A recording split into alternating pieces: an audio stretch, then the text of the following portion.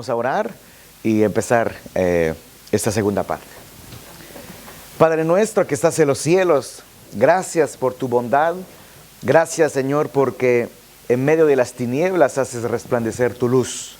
Ya sea las tinieblas de este mundo, o quizás la oscuridad de una prueba, o la oscuridad, Señor, que pueda haber en medio de nuestra familia, nuestro trabajo. A pesar de todo eso, siempre vuelve a resplandecer tu luz. Y es lo que queremos ver, Señor, cómo a lo largo de la historia de la humanidad, tu luz ha resplandecido en las tinieblas del pecado. Cómo te has mantenido fiel, cómo has guardado a tu pueblo y cómo lo seguirás haciendo. Porque fiel es el que ha hecho la promesa, dice tu palabra. Así que bendice estos momentos, bendice los hermanos, hermanas que han hecho el esfuerzo de estar aquí. Gracias por su seriedad, por su entrega, Señor. Gracias, Señor, porque tú eres un Dios que da, cuando uno busca, Señor, encontramos. Así que lo que vinieron a buscar, que lo puedan hallar. Más, Señor, si es buscar más, entender más tu palabra, entender más tu obra y cómo tú has actuado a lo largo de la historia humana. Bendice a aquellos que no han podido estar, Señor, que tú puedas acompañarles igualmente y que el Dios del pacto pueda seguir cumpliendo sus promesas de ser fiel y estar con nosotros hasta el fin del mundo. Gracias una vez más te damos por estos momentos que queremos encomendar en tus manos en el nombre de Jesús. Amén. Amén. Hermanos, estamos estudiando lo que es y lo que ha sido llamado la teología del pacto. Hacer un breve resumen de lo que hemos visto la semana pasada para entonces poder ya ver lo que sigue en esta oportunidad. Recuerden que el ser humano se relaciona con Dios, o Dios se relaciona con el ser humano por medio de pactos. Lo hemos visto en el pacto de obras, en la creación. El ser humano no fue creado libre en el sentido unión libre.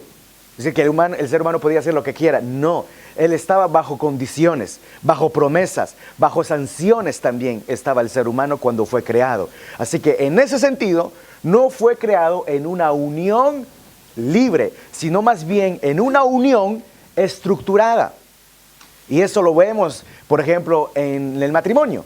El matrimonio no es una unión libre donde cada quien puede hacer lo que le da la gana, sino que es una unión, pero estructurada, con parámetros, con características. Y eso es lo que da y hace del matrimonio una relación pactual también. En fin, hemos visto entonces que si en la historia del ser humano hubo un momento donde el ser humano pudo agradar a Dios con sus obras, fue en el jardín del Edén. Ni antes porque no existía, ni después porque falló. Y una vez el ser humano falló en el pacto de obras, se rompió ese pacto, y entonces el ser humano está bajo las maldiciones del pacto de obras. ¿Qué había dicho Dios en cuanto a ese pacto? Que si comes de esta fruta, de este árbol, ciertamente morirás. Morirás. Entonces, las sanciones que Dios había prometido, si el ser humano no guardara el pacto de obras, cayeron sobre él. Cayeron sobre él. Sin embargo, ¿se acuerdan que vino la serpiente, tentó a Adán y Eva, cayeron, y entonces se levantó una amistad entre la serpiente y el ser humano? Y viene Dios en su misericordia y en vez de destruir a ambos, decide salvar al ser humano, haciéndole una promesa. Y esa promesa, hermanos, es el hilo conductor de todas las escrituras. Y lo vamos a ver. Pero la promesa dice, y pondré enemistad entre ti y la mujer, hablando la serpiente, y entre tu simiente y la simiente suya, es decir, de la mujer, esta te herirá en la cabeza y tú le herirás en el calcañar. Esa sencilla promesa, pequeña promesa que encontramos en Génesis, usted va a ver cómo va a crecer. Pero Dios no va a dejar el ser humano. Luego está lo que ha sido llamado los pactos noéticos. Dios hace un pacto con Noé, prometiendo salvarle a él y su familia dentro del arca. Una vez que el ser humano sale del arca, Y Dios va a hacer otra promesa a Noé, pero esta vez no solamente a Noé y su familia, sino a Noé y a todos los seres humanos de la tierra. Y él va a decir, no destruiré más la tierra con agua. Entonces son dos pactos lo que Dios hace con Noé. Uno directamente con él y su familia, y otro que ha sido llamado un pacto universal. Universal. Es el segundo pacto universal. ¿Se acuerdan que el pacto de obras con Adán y Eva es también un pacto universal porque abarca todo el ser humano? Sin embargo, hemos visto también que Noé, así como Adán, vuelve a fallar. Hemos visto todos esos detalles, entonces no voy a volver a eso. Sin embargo, lo que no hemos visto y que lo que sí podíamos ver a modo de introducción para esta segunda parte son la estructura de los pactos en la antigüedad. Es decir, cómo se estructuraban los pactos en el Medio Oriente de esa época, la época de Abraham, por ejemplo. Pues todos los pactos de esa época, los pactos hititas, por ejemplo, que se han vuelto a encontrar, según la época, si usted se va a Abraham, a Moisés, a David, en esa misma época, tanto de Abraham como de Moisés y David, los pactos se redigen de manera diferente. Así como los contratos hoy en día. Si usted va al año 1900 aquí en Francia, los contratos no tienen nada que ver con lo que vemos hoy, con lo que existía en aquel entonces. ¿Está bien? ¿Oui o pas? Bueno, entonces si está bien, sigamos. Hay elementos que estructuran los pactos, no solamente bíblicos, sino en el antiguo Medio Oriente. Y el primer elemento es lo que se ha llamado preámbulo. ¿Qué es un preámbulo? El preámbulo identifica al soberano del tratado, es decir, al Señor, no Dios, no estoy hablando de Dios, sino le suzerain, como se dice en francés, y no hay equivalente, creo yo, en ningún otro idioma. El amo, si usted quiere, pero no es lo mismo. Por ejemplo, al entregar Dios el decálogo a Israel, Dios dijo, yo soy el Señor tu Dios. Y solo esa frase ya es un preámbulo. Ya es un preámbulo. Es una manera oficial de presentarse al pueblo. Otro ejemplo, en Génesis 1, Dios le dice a Abraham, 17:1, perdón, Dios le dice a Abraham. Era Abraham de edad de 99 años cuando le apareció Jehová y le dijo, yo soy el Señor Dios Todopoderoso. Incluso en Éxodo 20, Dios ya estaba hablando con el pueblo, pero como que viene un momento donde ya se vuelve algo oficial. Entonces, ahí es que aparece lo que se llama el preámbulo. El segundo elemento que pertenece a la estructura de un pacto es lo que se llama el prólogo histórico. El prólogo histórico. Y el prólogo histórico, usted lo va a ver, es algo bastante sencillo, es que después de que el señor o el suzerain se presentaba en el preámbulo de un tratado, en este caso hitita, por ejemplo, se proseguía a presentar un resumen de la historia de la relación entre él y su vasallo. En ese resumen se repasaban los beneficios que concedía el suzerain. Entonces viene un prólogo histórico. ¿Qué es lo que nos ha unido? ¿Qué evento ha hecho que nosotros hoy podamos considerarnos en una relación pactual? Y eso era un ejemplo hitita, pero vea que en las Escrituras es lo mismo. Del mismo modo en el Antiguo Testamento, cuando Dios promulga su pacto con el pueblo, o cada vez que se renueva el pacto, y eso lo vamos a ver, hace mención de sus obras previas entre ellos. Por ejemplo, en Sinaí Dios dijo, yo soy el Señor tu Dios. ¿Qué es eso? Casi de primo. El preámbulo. Y luego dice, yo te saqué de Egipto, del país donde eras esclavo. Ese recordatorio no es porque a Israel se le había olvidado, si estaba en el Sinaí, todavía estaba en el desierto, sino que era una manera oficial, repito, de presentarse. Yo soy Jehová tu Dios, preámbulo, que te saqué de la tierra de Egipto. Prólogo histórico. Otro elemento que estructura el pacto es que dentro del pacto están también las condiciones y sanciones. ¿Qué se entiende por condiciones? Pues las estipulaciones de los tratados señoriales antiguos explicaban los términos del acuerdo entre el rey y sus vasallos. El señor o rey hitita prometía usar, es un ejemplo, su ejército para proteger a sus vasallos, y el vasallo, por su parte, acordaba pagar tributo en dinero. En el Antiguo Testamento las condiciones son las leyes que Dios le entrega a su pueblo. El Decálogo, por ejemplo, contiene las estipulaciones del pacto hecho en Sinaí.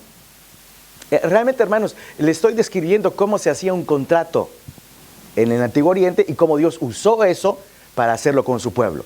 Solo que un contrato no es la palabra adecuada porque es más débil que un pacto. Luego también estaban las sanciones.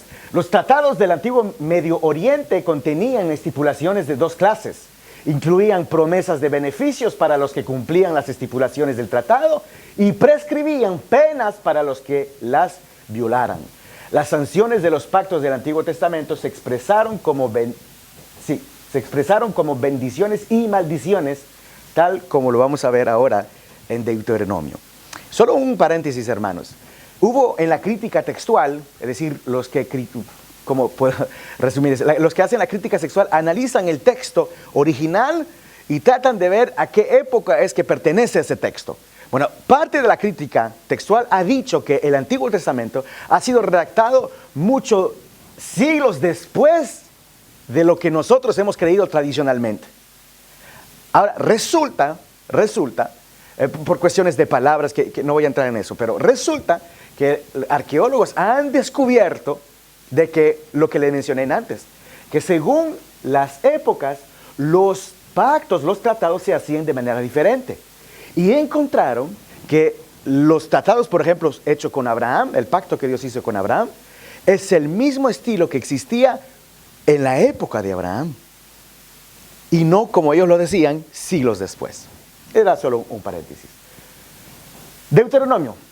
Vea, acontecerá que si oyeres, eso es parte de las condiciones, la bendición, atentamente la voz de Jehová tu Dios para guardar y poner por obras sus mandamientos que yo te prescribo hoy, también Jehová tu Dios te exaltará sobre todas las naciones de la tierra.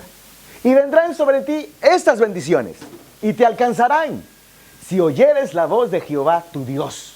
Bendito serás tú en la ciudad y bendito tú en el campo. Bendito el fruto de tu vientre, el fruto de tu tierra, el fruto de tus bestias, la cría de tus vacas y los rebaños de tus ovejas. Benditas serán tus canastas y tu arteza de amasar. Bendito serás en tu entrar y bendito en tu salir. Jehová derrotará a tus enemigos que se levantaren contra ti. Por un camino saldrán contra ti y por 7 caminos huirán delante de ti. Jehová te enviará sus bendiciones sobre tus graneros y sobre todos aquellos en que pusieres tu mano, y te bendecirá en la tierra que Jehová Dios te da. Vea, parte del contrato son las promesas y las sanciones. Buenas, qué lindo leer eso dentro del contrato. Es como cuando alguien lee el contrato cuando va a un entretien d'embauche. Lo primero que lee, ¿cuánto voy a ganar? ¿Cuáles son mis privilegios? En contraste con las bendiciones prometidas, lo he repetido 2 veces. Por la obediencia se prometían maldiciones si se desobedecía. Vea lo que dice el versículo 15.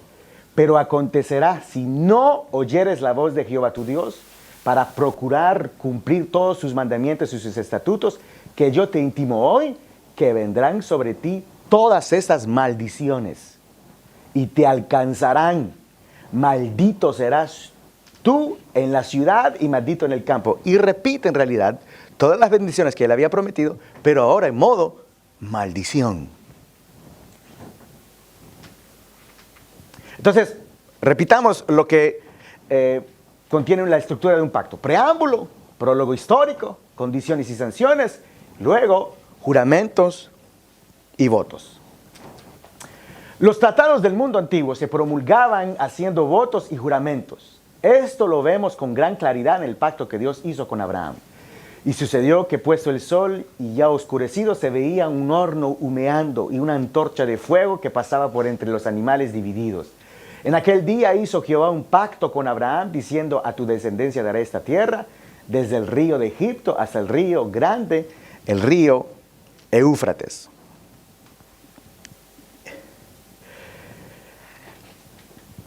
Con este ritual que Dios, que acabamos de leer, luego de que Dios le ha prometido bendiciones, Abraham pregunta, vea lo que dice, y él respondió, Señor Jehová, ¿en qué conoceré que la he de heredar?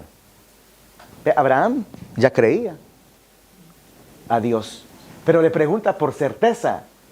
Luego es que viene el episodio de los animales partido en dos. ¿Qué quiero decir con esto? De que Dios le dijo, tú vas a heredar la tierra. Abraham no dice, yo no te creo. Dice, sí, pero ¿cómo yo voy a saber? ¿Cómo lo voy a saber? ¿Y en qué parte estamos? Estamos en parte de los juramentos. Entonces, ¿qué tiene que hacer Dios? Jurar. Pero hay un problema. ¿Cómo Dios va a jurar? ¿Qué está por encima de Dios? Por el mismo. Exacto, entonces vea cómo se cumple el juramento. El ritual, ¿se acuerdan del ritual? Cortar los animales en dos. Y normalmente la gente pasaba para decir, si yo no cumplo esta promesa, que me suceda a mí lo que sucedió a los animales. ¿Está bien? Ahora, vea, con ese ritual que acabo de mencionar, Dios mismo hace un juramento. El simbolismo es claro. Si Dios no cumple su promesa, porque Él es el que pasó entre los animales, no Abraham, fue Dios. Entonces, si Él no cumple su promesa, será partido como los animales. Dios está diciendo, si dejo de cumplir la promesa que te hice, Abraham, entonces que mi ser inmutable sufra mutación, que mi gloria eterna y mi divinidad se destruyan. Dios jura por lo más alto que hay, Él mismo. Vea qué clase de juramento hizo Dios a Abraham. Dios puso en juego, entre comillas, su divinidad. Dejaré de ser Dios si no cumplo mi obra contigo. Vea la fuerza de ese pacto. Entonces, preámbulo, prólogo histórico, condiciones y sanciones, juramentos y votos, y terminamos con lo que son, o lo que se ha llamado, las ratificaciones. En el mundo antiguo, una vez hechos los juramentos, se ratificaba el pacto con un rito de corte. Génesis 15, lo que hemos mencionado, incluye ese rito precisamente. Pero hay otro. La circuncisión que sirvió para ratificar el pacto entre Dios y Abraham es justamente otro ejemplo. La circuncisión consistía en cortar parte del prepucio del varón. Esto apuntaba a estipulaciones positivas y negativas. Y oigan, simboliza la bendición de Abraham y sus descendientes al ser consagrados, separados. Es lo que significa circuncidar, separar de la mayoría de la humanidad caída para ser el pueblo escogido de Dios. Entonces, esa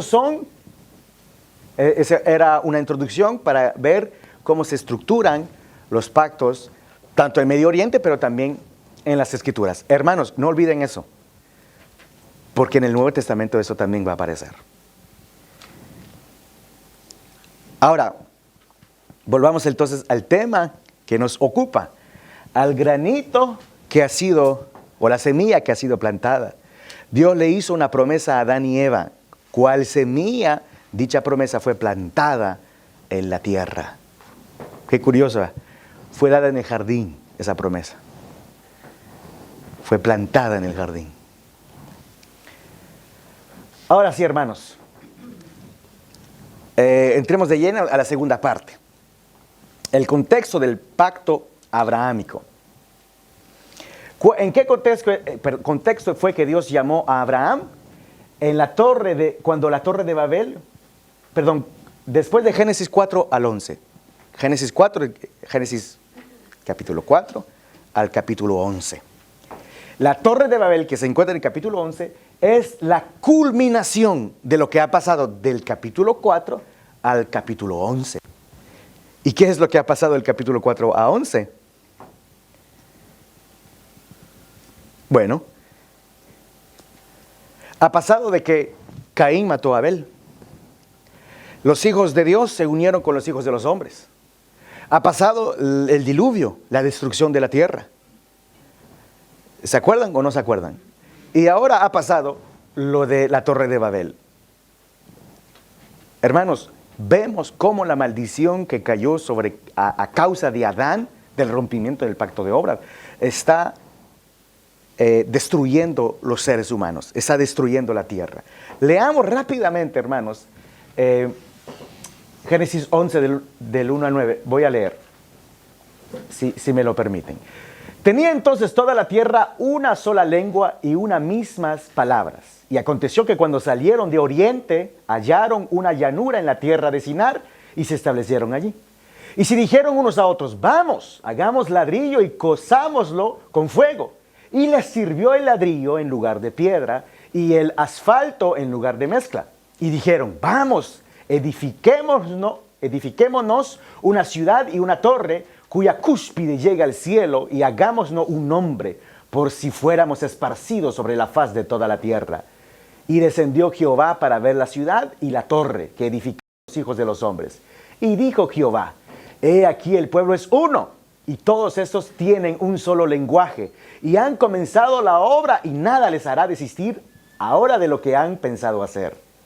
Ahora pues, descendamos y confundamos allí su lengua, para que ninguno entienda el habla de su compañero. Así los esparció Jehová desde ahí sobre la faz de toda la tierra, y dejaron de edificar la ciudad.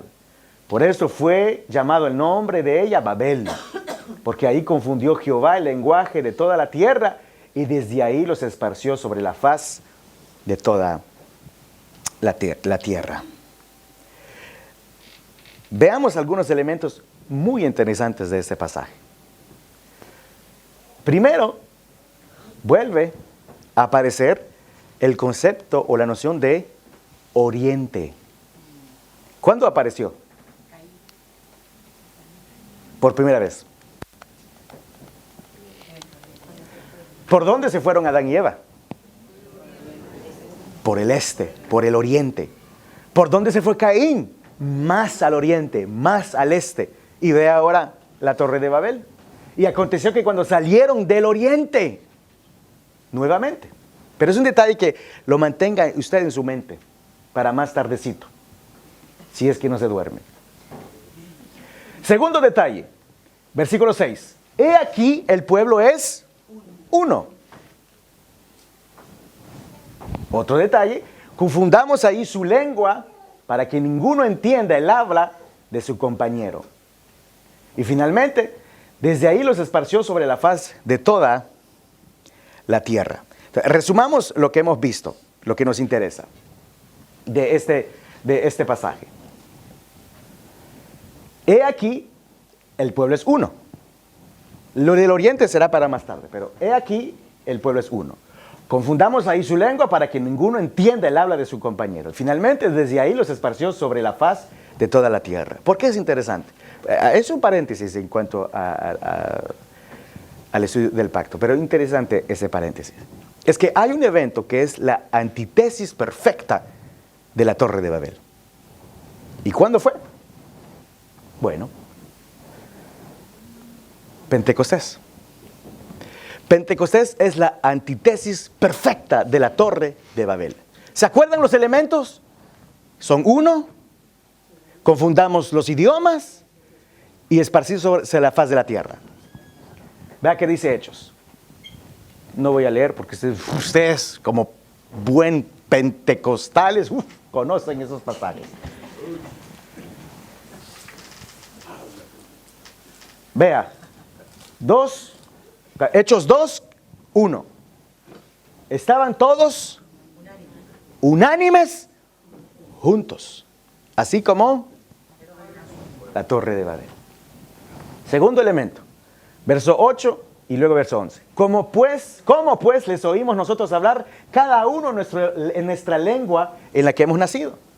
Les oímos hablar en nuestras lenguas las maravillas de Dios. Es decir, ya no es una confusión de idiomas para que nadie entienda, sino que son idiomas para que todos entiendan. ¿Pero entiendan qué?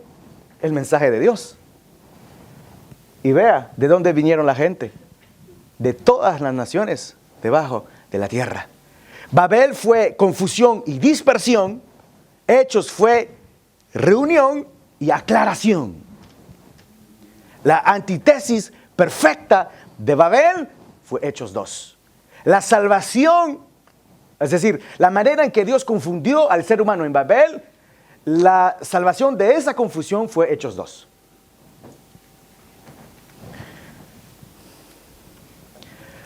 Volvamos entonces a nuestra torre. En ese contexto es que Dios llama a Abraham. Un último detalle es lo que dice en Génesis 11 siempre. Dice, o dijeron, hagámonos un nombre. Otro detallito que usted le pido que retenga. Entonces, después de todo eso, Dios llama a un tal Abraham en el capítulo 12. Y le dice lo que ustedes conocen: vete de tu tierra y tu parentela, etc. No voy a leer cada vez todas las porciones, hermanos, porque ustedes hermanos, lo que nos interesa es ver lo que Dios le dice a Abraham. ¿Qué le dice Dios a Abraham? Engrandeceré tu nombre. ¿Qué es lo que querían hacer en la Torre de Babel?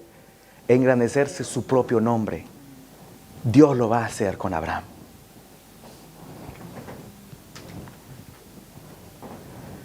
Además, vea lo que dice: y haré de ti una nación grande y te bendeciré. Engrandeceré tu nombre y serás bendición. Bendeciré a los que te bendijeren y serán benditas todas las familias, y luego veremos eso muy pronto, de la tierra. Lo importante ahora es esto: ¿cuántas veces aparece la palabra bendición? 5 veces. En apenas 3 versículos, 5 veces aparece la palabra bendición. ¿Por qué es importante? Porque del capítulo 4 al capítulo 11, 5 veces aparece la palabra maldición. Dios está deteniendo la maldición. ¿Cómo? Bendiciendo a Abraham. Vea. Y Jehová dijo a la serpiente: por cuanto esto hiciste, maldita serás. Es la primera vez que aparece. Luego, Génesis 3:17. No comerás de él, maldita será la tierra por tu causa. Segunda vez. Tercera. Ahora pues, maldito seas tú de la tierra, que abrió su boca para recibir de tu mano la sangre de tu hermano Abel. Le está hablando a Caín. Ahí van 3 veces. Cuarta vez. Y llamó su nombre Noé, diciendo: este nos aliviará de nuestras obras y del trabajo de nuestras manos, a causa de la tierra que Jehová maldijo. Y finalmente, y despertó Noé de su embriaguez, y supo lo que había hecho su hijo más joven, y dijo: maldito sea Canaán. 5 veces aparece la palabra maldición. Del capítulo 4, incluso 3, al capítulo 9, la maldición no se detiene. Hasta que de pronto, con un solo hombre, Dios repite no maldición, sino bendición 5 veces. Para mostrar que se acabó la maldición del pecado, en cierto sentido. Entonces aparece el pacto abrahámico. Otro nombre que es preferible incluso al nombre pacto abrahámico es el pacto de gracia. El pacto de gracia. Para ir más rápido, hermanos, Génesis 12 al 14 se centra en la promesa de la tierra. Dios se centra en la promesa de la tierra que Abraham ha de heredar. De Génesis 16 al 22 ya se centra más en la promesa de la simiente. Y ambas promesas concernientes, tanto la tierra como la simiente, están reunidas en Génesis 15. Y Génesis 15 justamente es el pacto abrahámico. ¿Se acuerdan los animales partido en 2, etcétera? Ahí Dios le promete tanto la tierra como la simiente. Es muy interesante, veremos más adelante.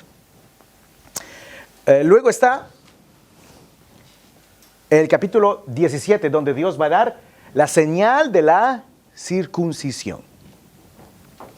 Porque es interesante, en realidad el capítulo 17 puede ser dividido, porque ahí aparece la circuncisión, puede ser dividido en, vea, primera parte del capítulo 17, versículo 1 a versículo 8. Dice, cuando Abraham tenía 99 años, el Señor se le apareció y le dijo, yo soy el Dios Todopoderoso. ¿Se acuerdan lo que hemos visto? ¿Qué es eso? Él lee el preámbulo. Exacto. Ahora, es interesante porque ¿por qué es que Dios va a dar la señal de la circuncisión a Abraham? Dios hace el pacto en Génesis 15. ¿Qué pasa en Génesis 16?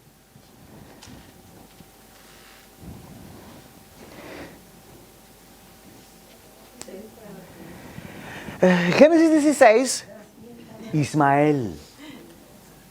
Vea, Dios le prometió en Génesis 15. En Génesis 16, Ismael. ¿Y qué hace él ahí? ¿Se acuerdan Ismael? La esposa de Abraham.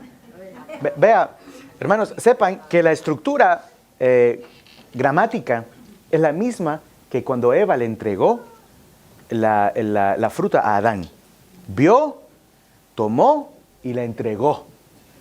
Exactamente esa forma aparece cuando dice la Biblia que Sarai vio a Agar, la tomó y la entregó a Abraham. La misma. En otras palabras, eso fue un actuar humano. Eso fue un acto de desobediencia y de falta de fe. Fe. Entonces, como sucedió como surgió el capítulo 16 de Génesis, que podría ser llamado incredulidad o manera humana de cumplir la promesa divina, siempre el ser humano trata de ayudar a Dios. Y cada vez que lo hace, arruina todo.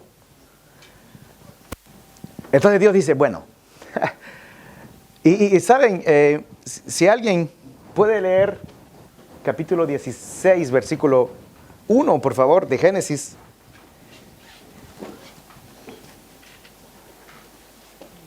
Sarai, la esposa de Abraham. Perdón, versículo 15 de ese capítulo. Perdón, 16 de ese capítulo. 16. Abraham tenía 86 años cuando nació Ismael. Abraham tenía 86 años cuando... Muchas gracias. Abraham tenía 86 años cuando nació Ismael. Vea lo que dice aquí. Abraham tenía ¿cuánto? 99 años. Capítulo 16, ¿cuánto tenía? 86. Capítulo 17, ¿cuánto tenía? 99. Cuando uno lee la Biblia, uno cree que todo pasó el día siguiente. De 86 a 99, ¿cuántos años son? Entre dos capítulos, entre el versículo 16 del capítulo 16, versículo 1 y 17, han pasado 13 años. Abraham tuvo muchos problemas. Pero entonces, como pasó lo de la incredulidad de Abraham, Dios va a decir, bueno, voy a volver a decirle lo que yo le prometí. Y entonces aparece esas secciones de bendición, de la circuncisión, la señal del pacto. Y le va a dar la circuncisión como señal de la promesa, como sello de la promesa. ¿Ustedes saben lo que significa una señal?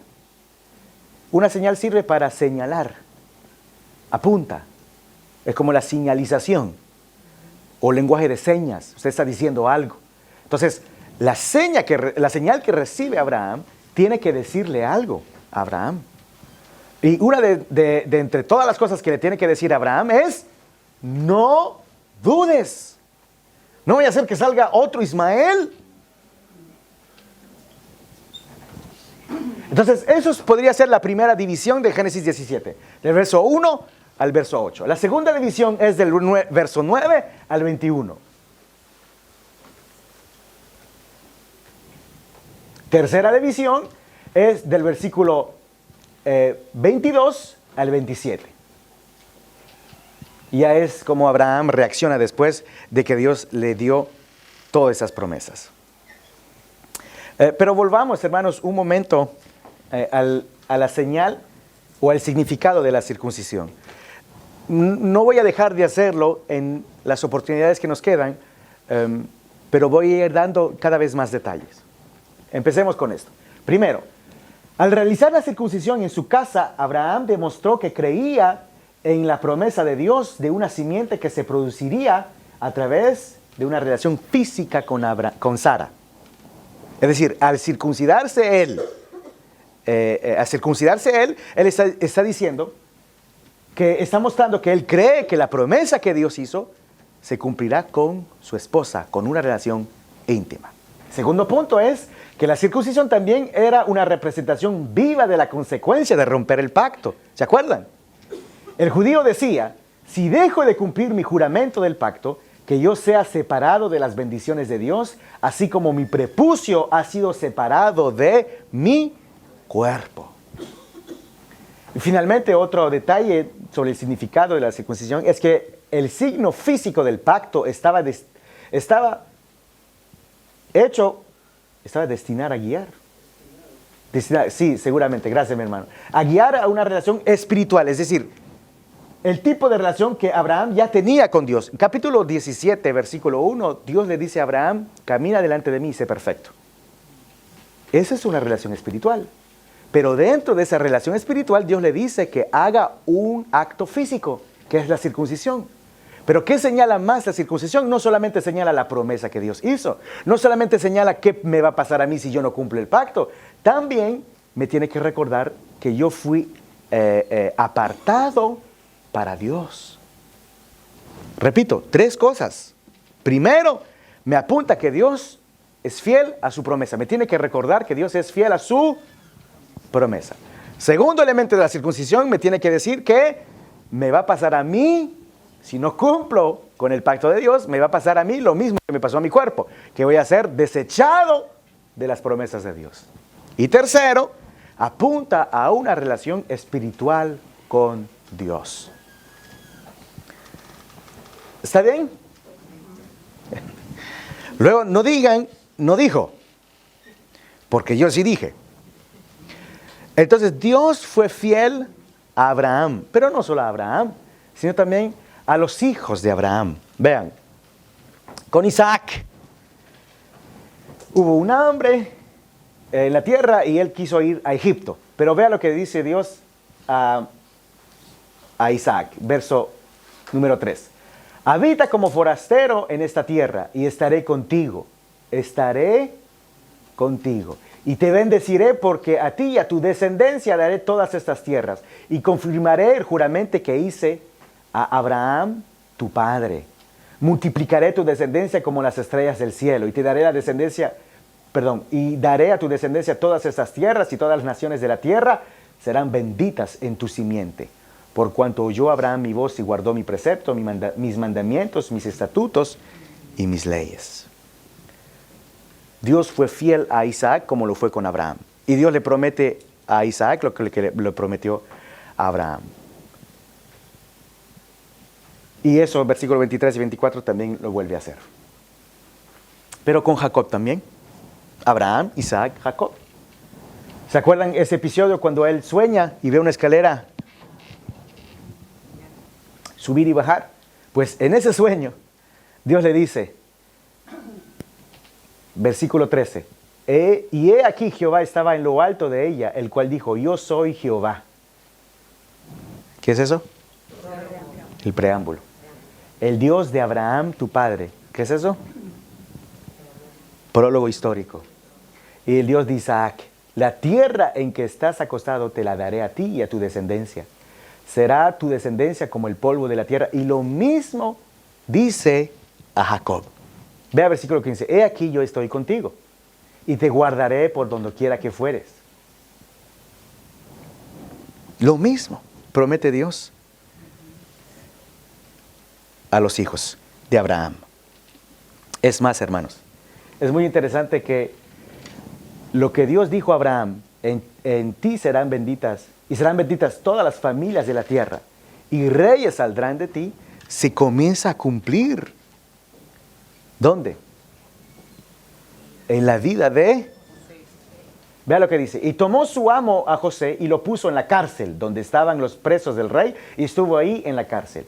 Pero Jehová estaba con José, como dijo que iba a estar con Jacob y con Isaac. Y le extendió su misericordia y le dio gracia en los ojos del jefe de la cárcel. Y el jefe de la cárcel entregó en mano de José el cuidado de todos los presos que había en aquella prisión. Todo lo que se hacía ahí, él lo hacía. No le necesitaba atender el jefe de la cárcel cosa alguna de las que estaban al cuidado de José, porque Jehová estaba con José. Y el hambre estaba por toda la extensión del país. Entonces abrió José todo granero donde había y vendía a los egipcios, porque había crecido el hambre en la tierra de Egipto. Y de toda la tierra venían a Egipto para comprar de José. De tu simiente, en tu simiente serán benditas todas las familias de la tierra y saldrán reyes. Lo que fue José. Y José es un hijo de Abraham.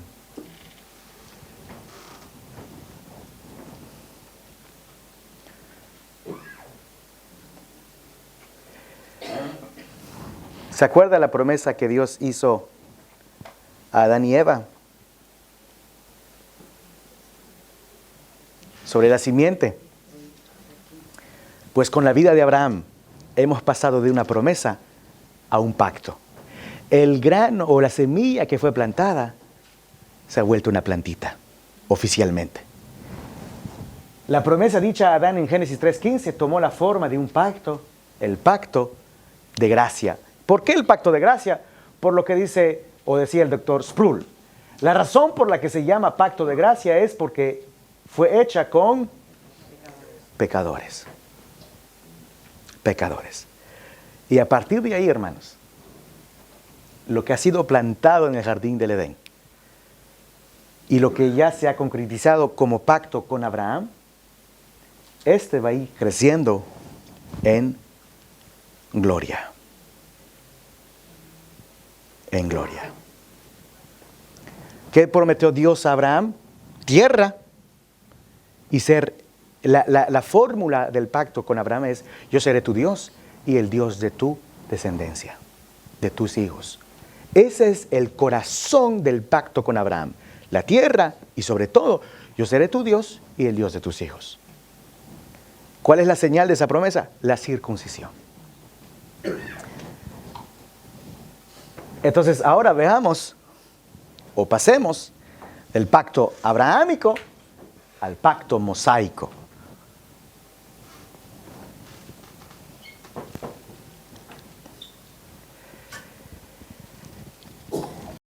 ¿A quién fue dada o a quién dijo Dios la promesa de la simiente?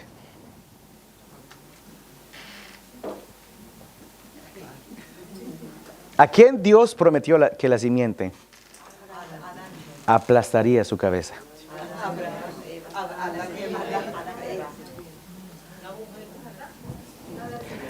A la serpiente. A la serpiente le dijo: la simiente de la mujer aplastará tu cabeza. Repito, la simiente de la mujer aplastará tu cabeza. ¿Usted cómo creen que reaccionó la serpiente? Ah, ya, bueno, tampi. Si ustedes leen bien desde Génesis hasta incluso el Éxodo, lo que trata de hacer la serpiente es destruir la simiente. Y lo que Dios hace es salvar la simiente. Caín mató a Abel.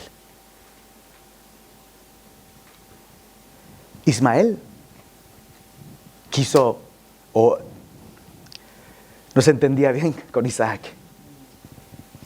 En todo, los hijos de Dios se juntaron con los hijos de los hombres, dice Génesis 6. ¿Con qué fin? Destruir la simiente pura. Y con Moisés, así empieza Moisés. ¿Cómo empieza Génesis? Con la serpiente. ¿Y cómo empieza Éxodo? Con la mismísima serpiente, tratando de matar la simiente de la mujer. Vea lo que dice Éxodo 1:22. El faraón, por su parte, dio esta orden a todo su pueblo: tiren al río a todos los niños hebreos que nazcan. Tiren al río a todos los niños hebreos que nazcan. ¿Qué está haciendo la serpiente? Hacer todo lo posible para que esa simiente de la que Dios le habló directamente nunca nazca. Nunca nazca. Es más, la serpiente es tan astuta que si es necesario ir a ver al faraón para que el faraón tome la decisión, lo va a hacer. Y si es necesario ver a un rey de Israel, también lo va a hacer. Pues porque es lo que sucedió con Herodes. Quiso matar a la simiente prometida por Dios. Desde Génesis 3, cuando la serpiente oyó lo que le iba a pasar, su obsesión es matar a la simiente. Pero Dios es fiel a su pacto. De la misma manera que preservó a la simiente en el arca de Noé, asimismo, con otra arca, Dios salvó a un bebé. ¿Y ese bebé qué iba a hacer? Iba a libertar a los hijos de ¿quién? A los hijos de Abraham. Vea, hermanos, la simiente quiere destruir a los niños. Dios va a salvar a un hijo para que éste salve a los hijos de Abraham. Hijos, hijos, hijos.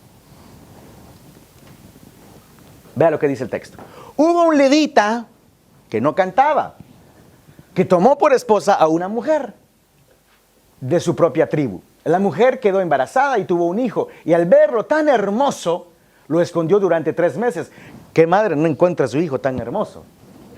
Cuando ya no pudo seguir ocultándolo, preparó una cesta de papiro, la embadurnó con brea y asfalto, después puso en ella al niño y fue a dejar la cesta entre los juncos que había en la orilla del Nilo.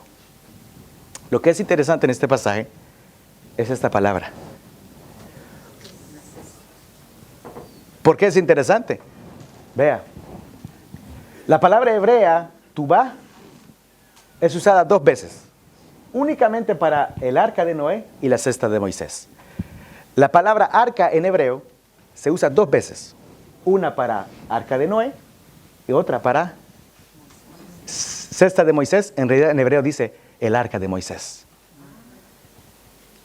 ¿Cómo Dios salvó a la simiente en el diluvio?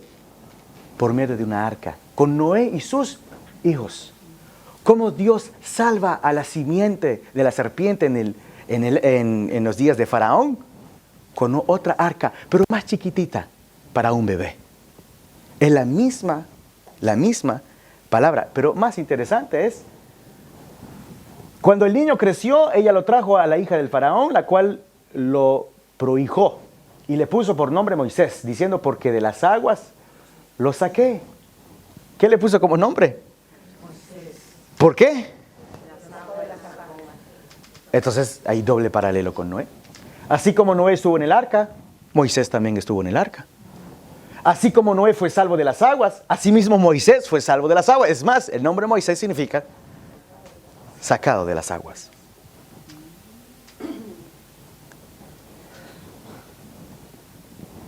La promesa de Dios de maldecir a los que maltrataran a los descendientes de Abraham será demostrada por Dios, liberando a Israel de Egipto por medio de los juicios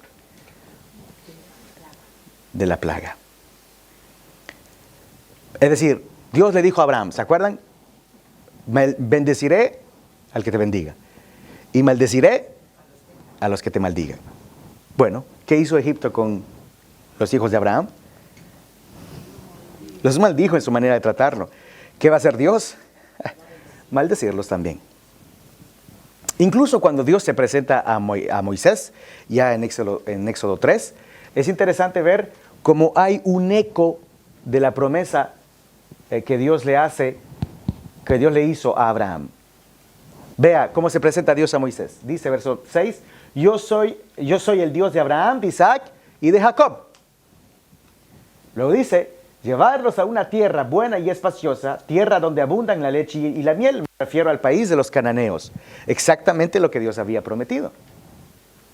Entonces, ya Éxodo nos está mostrando que es un seguimiento de lo que Dios está haciendo desde que prometió Génesis 3:15.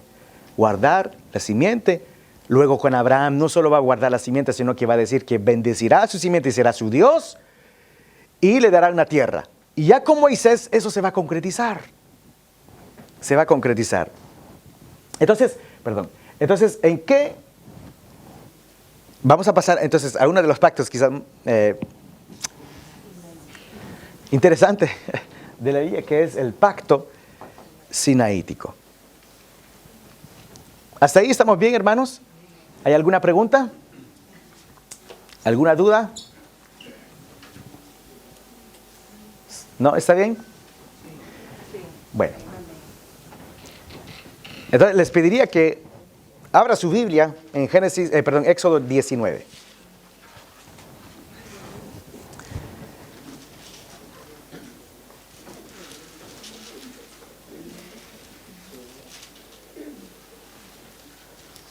Éxodo 19. Dios va a sacar a Israel de Egipto. Dios va a sacar a Israel de Egipto, y una vez que salieron de Israel, van a pasar el Mar Rojo y van a encontrarse en el Sinaí, capítulo 19.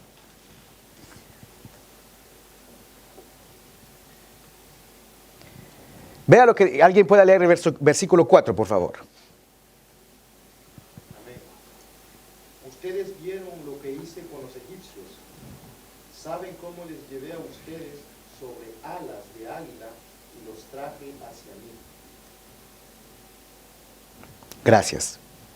Ese es prólogo histórico. Dios está diciendo, es lo que yo hice con ustedes. Ahora, Dios ya no va a tratar solamente con una persona como lo hizo con Abraham, por ejemplo, sino que Dios ya va a tratar con un pueblo, con un pueblo que se va a convertir más adelante en una nación, ¿Está bien? Entonces ya Dios va a tener que educar a ese pueblo. Y hago un paréntesis para los padres que están aquí. Es interesante que algunos hacen el paralelo cuando una mujer da a luz. Cuando una mujer da a luz, bueno, yo tuve el privilegio de ver mis 4 hijos nacer. Y me di cuenta que había un poco de sangre.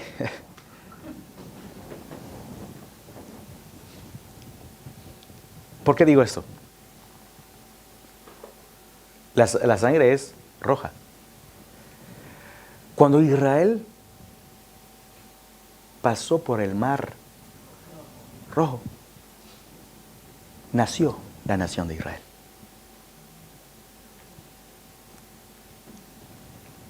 Y lo primero que Dios le da a ese niño llamado Israel es la ley.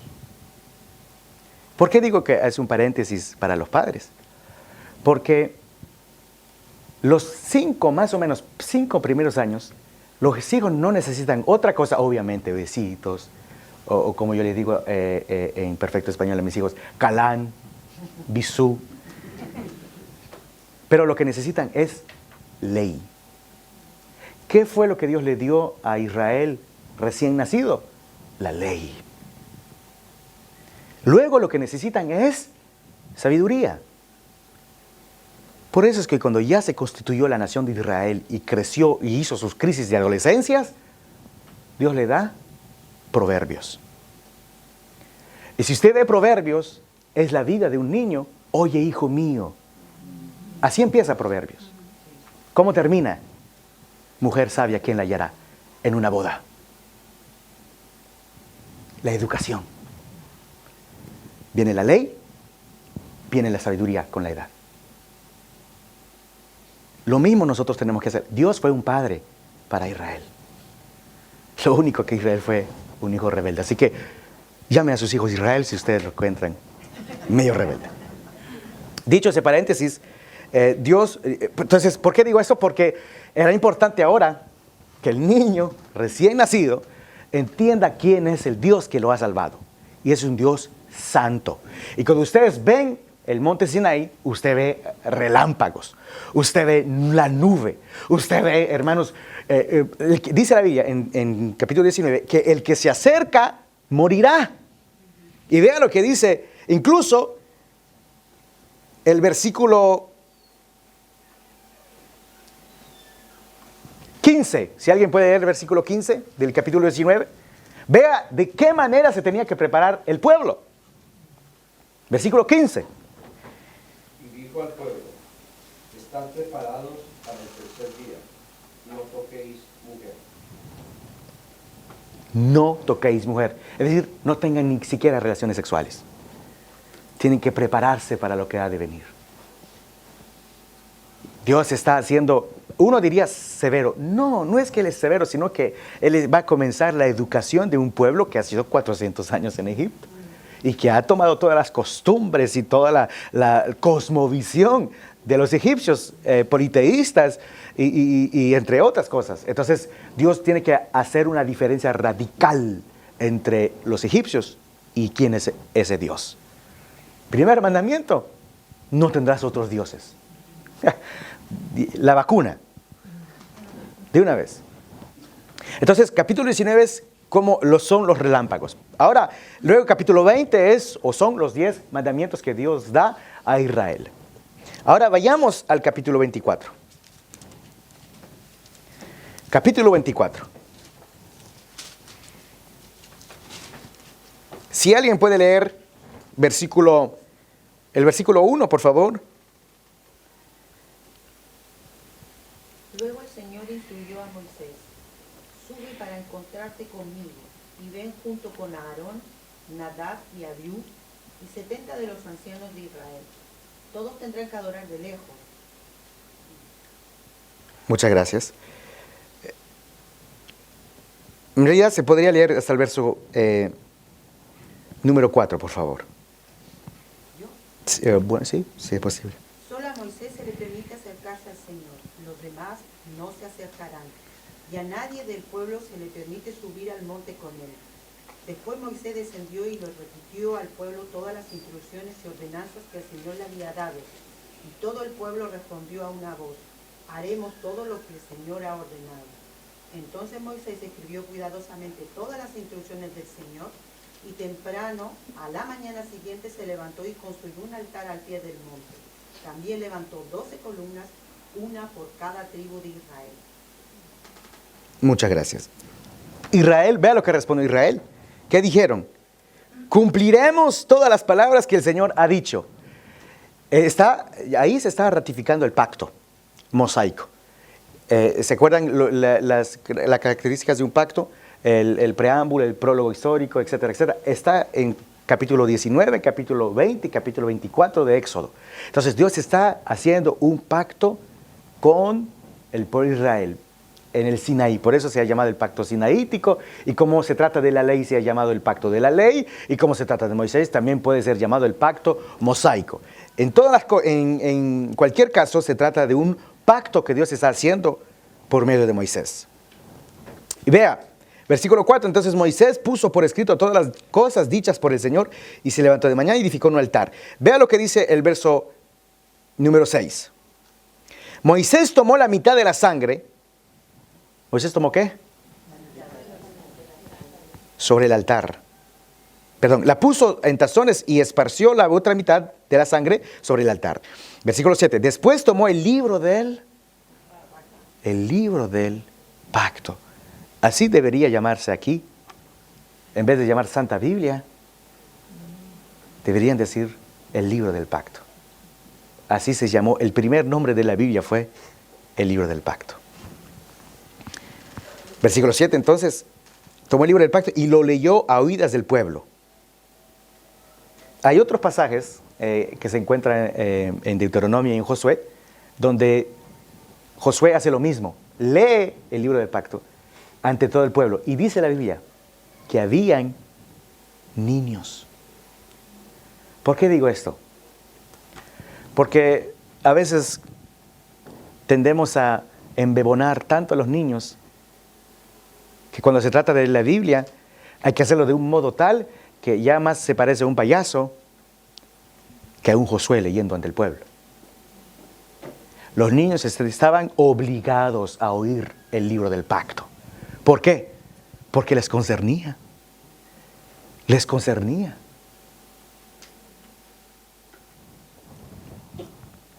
Sigamos. El pueblo dijo, obedeceremos y haremos todas las cosas que el Señor ha dicho. Están entrando en una relación. Esta vez, el pueblo sí se compromete.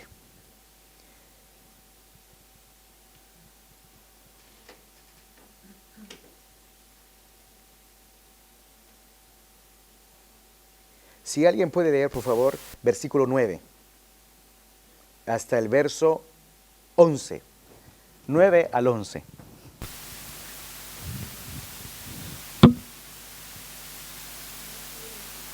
Sí, siempre, del 9 al 11. Aarón, Nadab y Abiú y los 70 ancianos de Israel subieron al monte. Allí vieron al Dios de Israel. Debajo de sus pies parecía haber una superficie de lapislázuli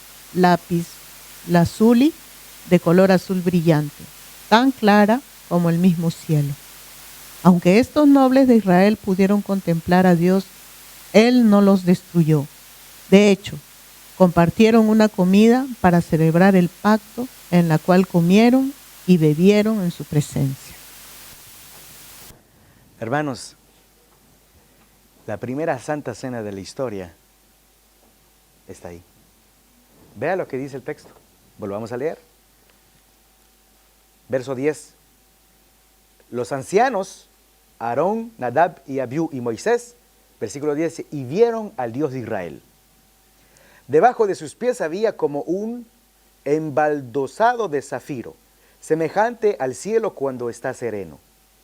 Versículo 11. Pero no extendió su mano contra los príncipes de los hijos de Israel. Ellos vieron a Dios, comieron y bebieron. La comida, la cena del Señor, que tanto hablamos en el futuro, que estamos invitados a las bodas del Cordero, donde comeremos en presencia de Dios. Pues los 70 ancianos, Moisés, Nadab y Abiú y Aarón, es exactamente lo que vivieron en el monte Sinaí. Comieron en presencia de Dios. Comieron y bebieron. Es un anuncio de la gloria que vendrá. Porque lo que es venidero no solamente serán los ancianos, sino toda la congregación. Retengan esta frase, hermanos. Retengan lo que voy a mencionar. Abraham no tuvo el privilegio que tuvo Moisés, ni el privilegio que tuvieron los 70 ancianos. Es más, dice la Biblia a Moisés, Dios le habla a Moisés y le dice, yo no he dado mi nombre a Abraham. Ni siquiera a Jacob. ¿Se acuerdan? Jacob le dijo, ¿quién eres tú? Y le dijo, ¿a ti qué te importa? No le dijo, pero a Moisés sí le dijo. ¿Qué estoy diciendo? ¿Se acuerdan la plantita? Va creciendo en gloria. Y esa es la frase que quiero que retengan. No me acuerdo qué teólogo estoy tratando de recordar, pero creo que fue un teólogo, no sé si fue puritano, no me acuerdo. Él decía lo siguiente: las bendiciones espirituales tienden a agrandarse, nunca a disminuir. En la medida que los pactos van creciendo, la gloria, la misericordia, el amor y el poder de Dios van siendo más gloriosos. Y lo que Dios promete es siempre mejor que lo que prometió antes. Siempre mejor. Retengan eso. La bendición nunca se trata de quitar, siempre de añadir. ¿Está bien? ¿No? Bueno. Entonces, ese es el pacto sinaítico. El pacto con Moisés. Sí, un dato importante, hermanos, y es que, antes de seguir adelante, es que el pacto sinaítico mosaico, ¿qué tiene que ver con el pacto con Abraham? ¿Serán dos pactos diferentes? ¿Cómo se conectan los dos? ¿Es el otro una extensión del primero? Bueno, Así es. ¿Cómo vemos que hay una continuidad entre el pacto abrahámico y el pacto mosaico? Porque hay teólogos que dicen no hay ninguna. Dios hizo algo con Abraham e hizo otra cosa con Moisés. Pero hay una continuidad. Primero es que hemos visto que Dios le dice, yo soy el Dios de Abraham, de Isaac y de Jacob. Esa es la primera continuidad. Segundo, lo que yo he prometido a Abraham, lo voy a cumplir. Vea, por favor, porque como veo que no me creen, Éxodo capítulo 3. No, Éxodo capítulo 2. Vea lo que dice el verso 24, si alguien lo puede leer con potencia. Capítulo 2, versículo 24. Quien al oír sus quejidos se acordó del pacto que había hecho con Abraham, Isaac y Jacob. Dios está hablando de lo que está sucediendo en Israel. Él vio la aflicción de Israel. Y cuando ve la aflicción dice el versículo 24, Dios oyó el gemido de ellos y se acordó de su pacto con Abraham, Isaac y Jacob. Entonces, en alguna medida es una continuidad.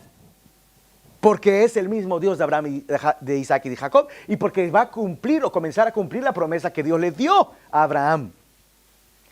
Otro elemento más es que la señal de ese pacto es la misma que con Abraham, que es la circuncisión. La circuncisión. Vayamos, ya que estamos en Éxodo capítulo 3, vayamos al capítulo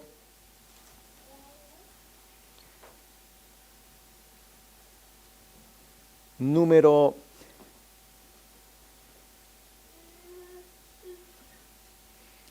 4. Éxodo 4.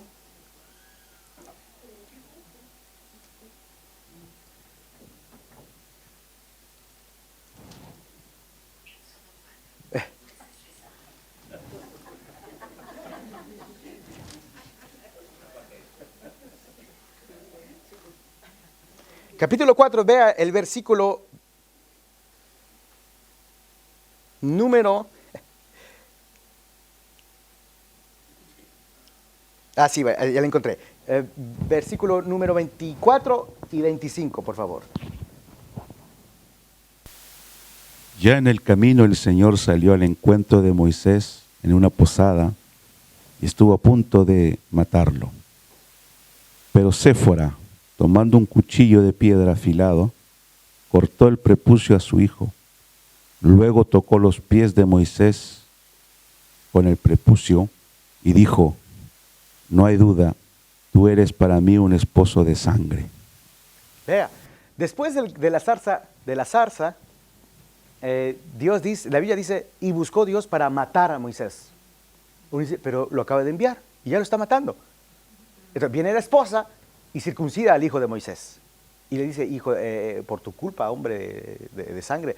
Pero lo importante es que ella entendió que la circuncisión no era una opción. Y es que hemos pasado desapercibido un pasaje importante en cuanto a la circuncisión cuando Dios se la da a Abraham. Se los voy a leer. Vea lo que dice. El incircunciso, aquel a quien no se le haya cortado la carne del prepucio, será eliminado de su pueblo por haber violado mi pacto. Dios consideraba que aquel que era miembro de su pueblo, pero que no era circuncidado, era una persona que había violado su pacto. Por eso es que quiso matar a Moisés. No al bebé, a Moisés. Y el imperativo que acabo de mencionar se encuentra en Génesis 17, versículo 14. Entonces, ¿cuál es la relación entre el pacto abrahámico y mosaico? Es el pacto mosaico, si es la extensión del pacto abrahámico. ¿Se acuerdan cuál es el otro nombre del pacto de Abraham? El pacto de gracia. ¿Es el pacto mosaico una extensión del pacto de gracia? Pues estamos viendo que sí. ¿Por qué? Porque está el mismo Dios, la misma promesa, la misma señal. Ahora, hay cosas que son que le pertenecen especialmente al pacto mosaico, porque si no solamente sería una repetición. Pero no es solamente una repetición, hay cosas que Dios añade al pacto mosaico. Y en este caso es la ley. Es la ley. Ahora, resulta que Israel no guarda la ley, qué sorpresa. Y entonces se opera lo que se ha llamado una renovación del pacto. ¿Qué significa la palabra Deuteronomio?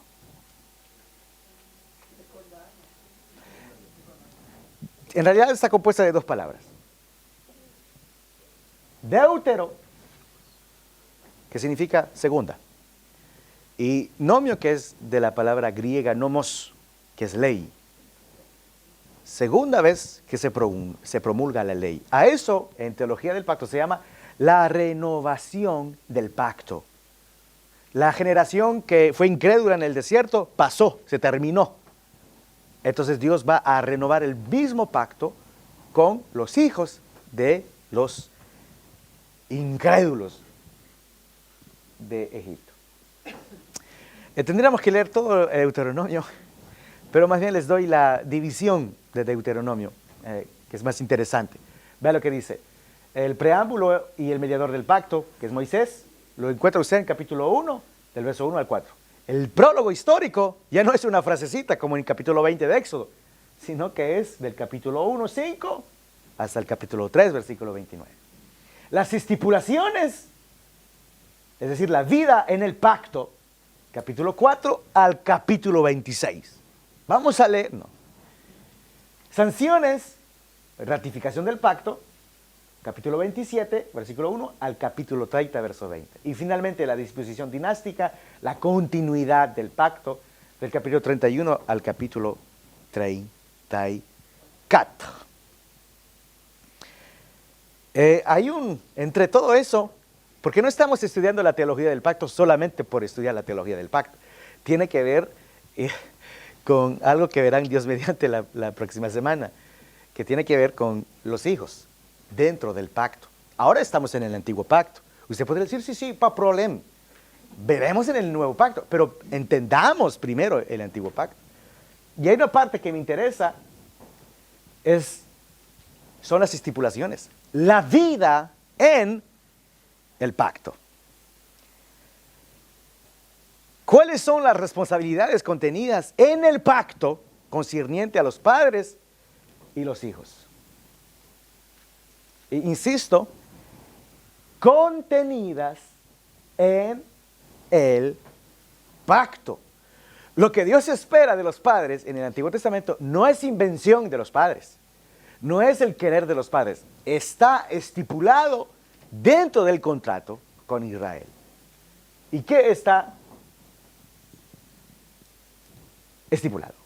Vea, pero tengan cuidado, presten atención y no olviden las cosas que han visto sus ojos, ni las aparten de sus corazones mientras vivan. Cuéntenselas a sus hijos y a sus nietos, hasta los abuelos están incluidos, a sus nietos. Vea, es parte de las estipulaciones dentro del pacto. Dentro del pacto. Si usted dice, no, los niños en el Nuevo Testamento ya no es lo mismo que el Antiguo Testamento. Perfecto. Pero ya no use esos pasajes para decir que hay que educar a los hijos. Porque esos pasajes existen solamente porque los hijos están dentro del pacto. Así que si usted quiere o dice que en el Nuevo Testamento no están incluidos los hijos dentro del pacto, está bien. Le invito a hacer una teología de la educación en el Nuevo Testamento. Sin mencionar a Proverbios, porque eso es parte del Antiguo Testamento, ni Deuteronomio. Vea lo que dice el versículo 10. El día en que ustedes estuvieron ante el Señor su Dios, en Horeb, Él me dijo, convoca al pueblo para que se presente ante mí y oiga mis palabras, para que aprendan a temerme todo el tiempo en que viva en la tierra y para que se enseñe esto mismo a sus hijos. Él les dio a conocer su pacto. Pasajes como estos, si usted considera que los hijos en el Nuevo Testamento no son parte, está bien, pero no puede usar esos pasajes. Herencia de Jehová son los hijos. No, en el Nuevo Testamento no, si es que usted considera que los hijos no son parte del pacto. Hay que ser coherente y consecuente. Vea cómo Dios considera a los niños dentro del pacto en el Antiguo Testamento. ¿Y qué hemos dicho, hermanos, acerca de los pactos? Que van creciendo en gloria, en amor, en gracia. Que nunca se quita una bendición, siempre se añade. Me gustó ese amén. Aunque tímido y solitario, pero estuvo.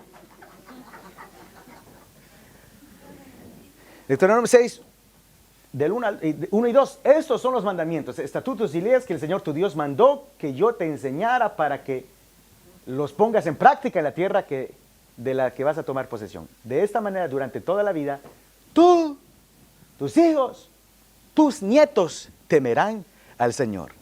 Hay algo que se me ha dicho incluso la semana pasada, y es que cuando uno involucra a los hijos dentro del pacto, al menos en el Nuevo Testamento, parece que le está imponiendo algo.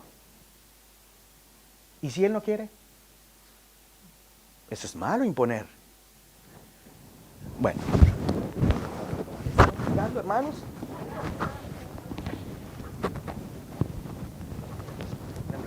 No sé si por el tema o... Vea. ¿Qué acabo de decir? Sí, se les impone algo. Veamos, hermanos, lo que se les impone a los hijos. Entre todos los que tienen hijos y los que son hijos, normalmente la mayoría, ¿no? ¿Quién decidió su nombre? ¿Usted decidió? Se le impusieron. Y con mucho orgullo. Yo me llamo Andrew.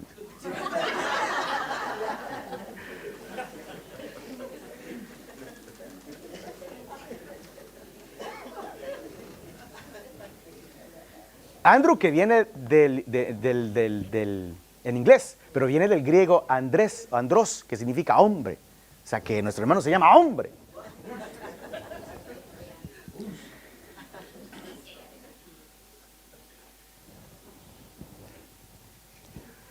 La familia en la que nació, ¿la escogió? Le impusieron. Qué pena, ¿no? Porque Bill Gates tuviera como 15,000 hijos. El país donde nació. No sé, con cara de indio que tenemos, hermanos, no se nos quita. O sea, uno hubiera decir, al menos gringo, ¿no? O sea, americano, grande. No, latino. No lo escogimos. En otras palabras, hermanos, ¿qué escogen los niños? Nada. Es más, vayamos más lejos. En Francia, la escuela está obligatorio a los 3 años. Obligatorio. No solamente se le impone al niño, sino a los padres. Todo eso se les impone a los hijos. En todo el mundo se impone, las sociedades ateas, otras religiones, todo. Los únicos que no quieren imponer nada y no hacer nada con ellos son los cristianos evangélicos, teniendo un Dios. Vea cómo impone. Acá nos dice, hazlo, pero que no se sienta obligado. De esta manera, durante toda la vida, tú, tus hijos y tus nietos temerán al Señor tu Dios. Temerán. Ese es el deber de los hijos que son miembros del pacto, temer a Dios. Ese es si creemos que está en parte. Dios no dejó opción. El problema es que nuestra noción de la conversión es muy neotestamentaria. Hemos separado lo que Dios ha unido. El Antiguo y el Nuevo Testamento lo hemos dividido, separado. Pero lo veremos. Hay una continuidad. Así como hubo una continuidad con Abraham y con Moisés, habrá una con David y una con Cristo. Hay un hilo que nunca se corta. Más bien el árbol va creciendo. Va creciendo y creciendo y creciendo. Pero, me olvidé por qué dije eso.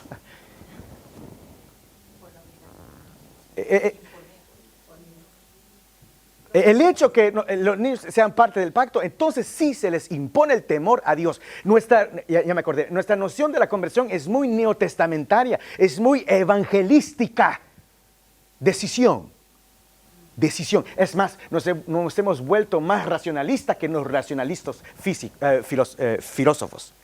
Porque decimos, mientras no entienda, eso es lo que dicen los racionalistas, que los iluminados son los entendidos.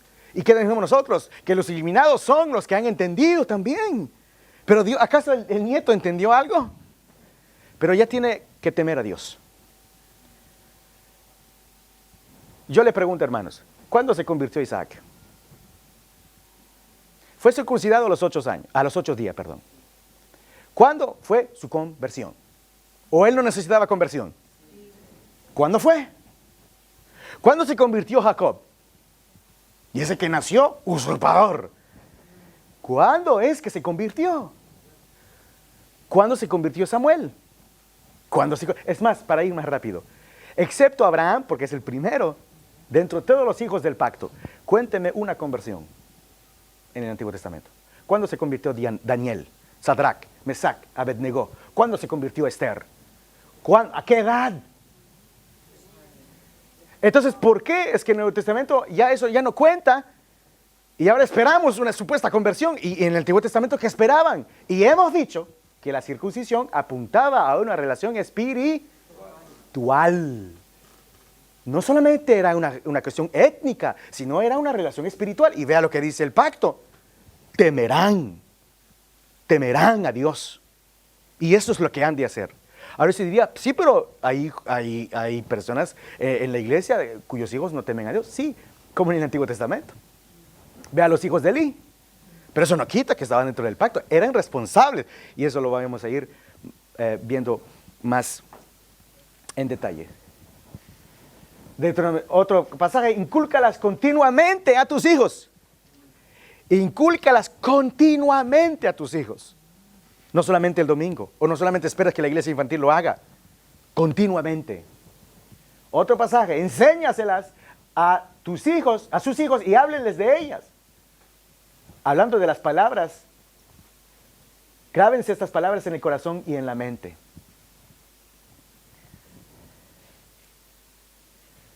¿A qué sección pertenecen todos esos versículos? A estipulaciones que está, ¿qué es? Exactamente. En otras palabras, hermanos, lo que determina las responsabilidades de los hijos, sus privilegios y las promesas, es el estatus que los hijos tienen dentro del pacto. Por ser miembros del pacto, los hijos debían ser educados dentro del cuadro del pacto. Debían temer a Dios, obedecer a Dios, porque era una responsabilidad que estaba incluida dentro del pacto que Dios estableció con los padres de ellos. Todos esos versos que hablan de la educación de los hijos en la fe deben ser comprendidos como consecuencias de que los hijos sean miembros del pacto. Si los hijos no fueran miembros del pacto hecho con Abraham y Moisés, Dios no les haría tales exigencias ni promesas. Ni promesas.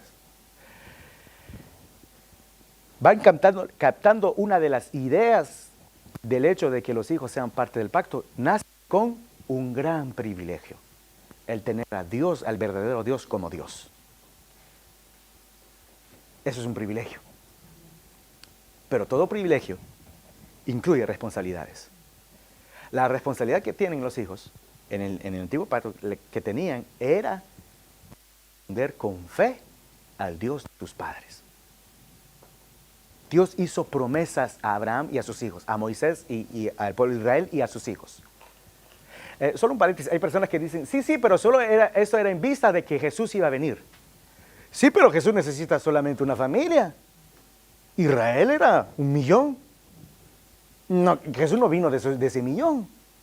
Entonces, la promesa que Dios hizo no es solamente para la simiente que vendría o el Cristo que vendría. Cierro el paréntesis, pero digo, la responsabilidad, toda bendición conlleva una responsabilidad. ¿Es una bendición ser parte del pacto y tener a Dios como Dios? Claro que sí, pero conlleva responsabilidades. A medida que el niño vaya creciendo, tiene que ir creciendo su temor a Dios. De ahí el libro de Proverbios que le habla al niño desde que es niño hasta que se case. Y empieza diciendo, el principio de la sabiduría es el temor a Jehová. ¿Entienden? Parte de la verdad de que los hijos eran miembros del pacto era que tenían privilegios enormes. Uno de ellos es que Dios nunca dejaría a su pueblo. nunca quería a su pueblo. Y Israel fue rebelde. Tenían muchos privilegios, pero tenían responsabilidades. Eso es lo primero que hay que entender antes de saltar directamente al Nuevo Testamento, como si el Antiguo Testamento no existiera. Existe, y vamos a ver cómo va creciendo el asunto.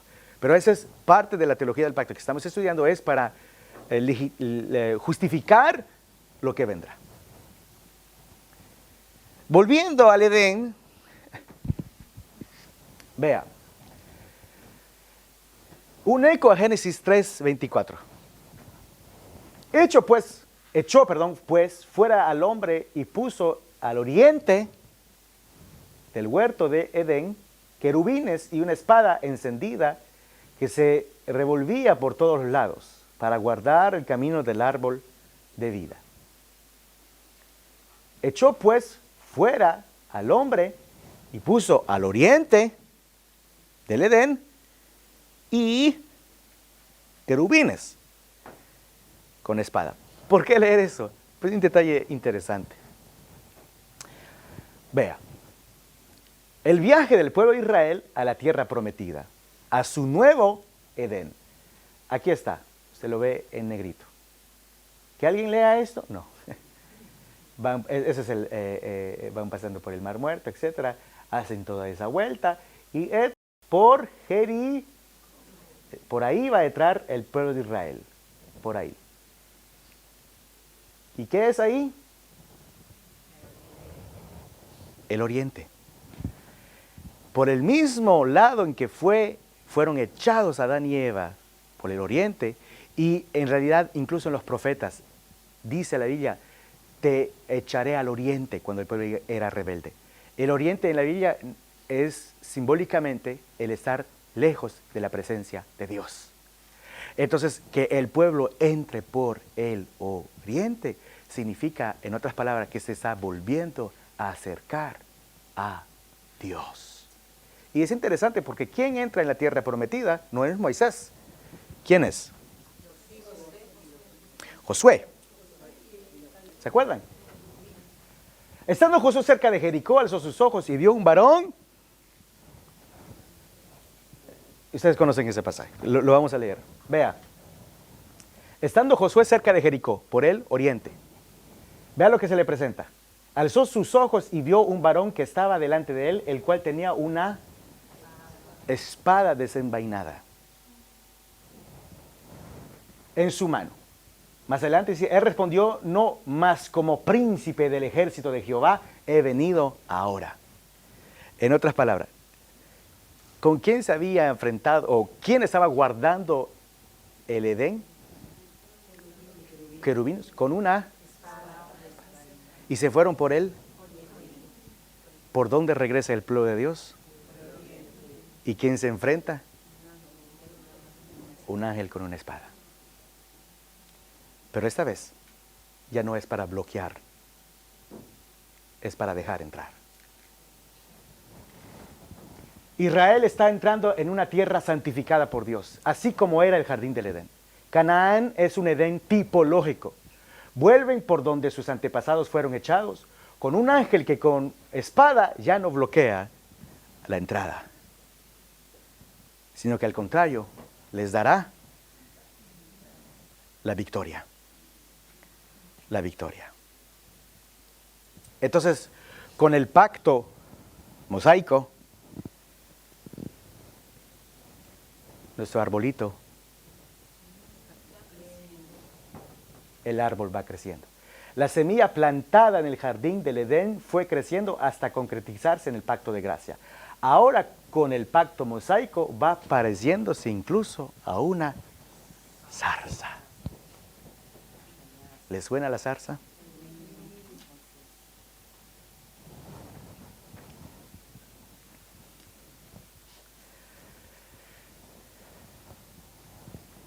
Todo empezó con una promesa.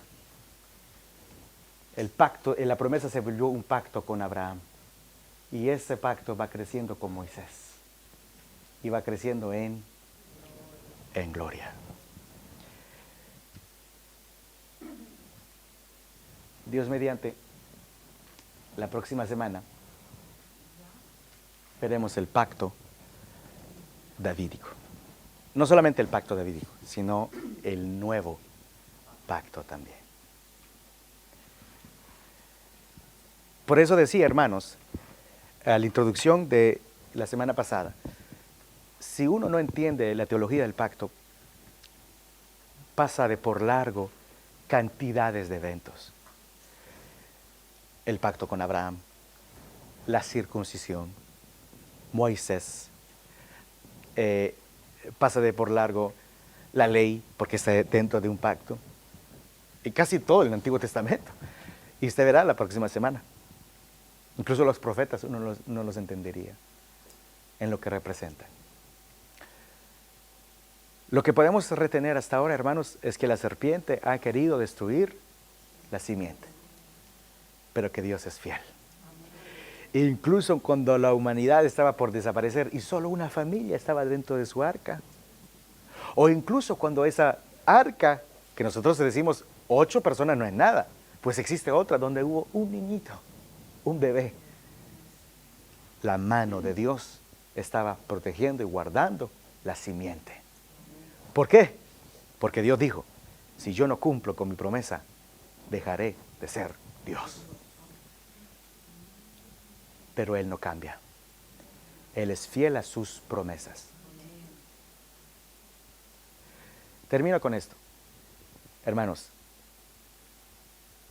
si hasta ahora todo eso son los pactos del Antiguo Testamento, nos muestran la fidelidad de Dios.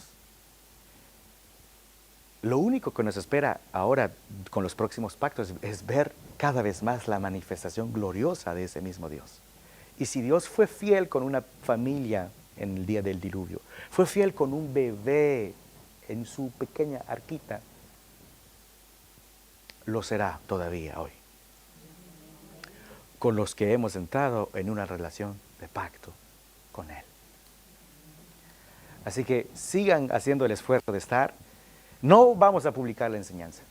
La publicaremos cuando todo se haya acabado. Cuando la guerra termine, lo verán como historia por haberse perdido la batalla. Pero hasta ahora sí podemos decir que Dios es un Dios fiel y que la serpiente no ha podido. Amén. ¿Habría algunas preguntas, hermanos, de lo que se ha dicho? ¿Una duda? O quizás otro estilo de pregunta.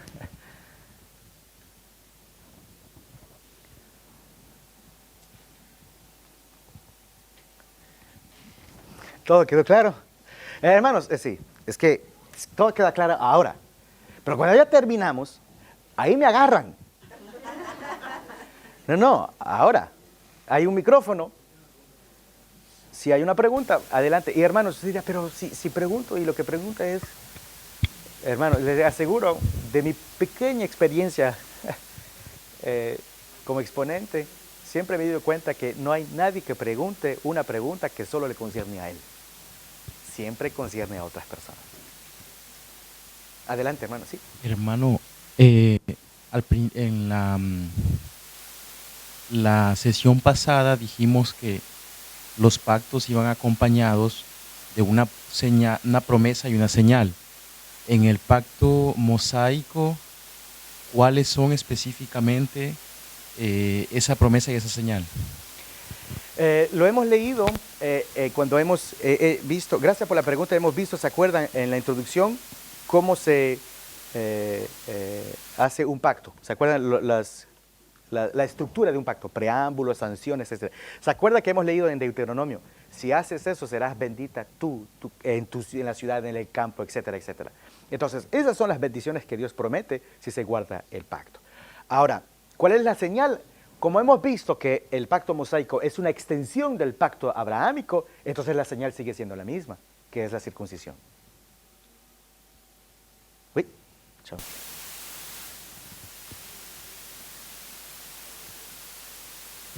Sí.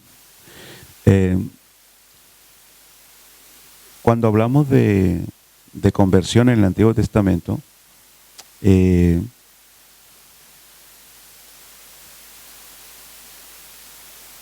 para aclarar un poco el concepto,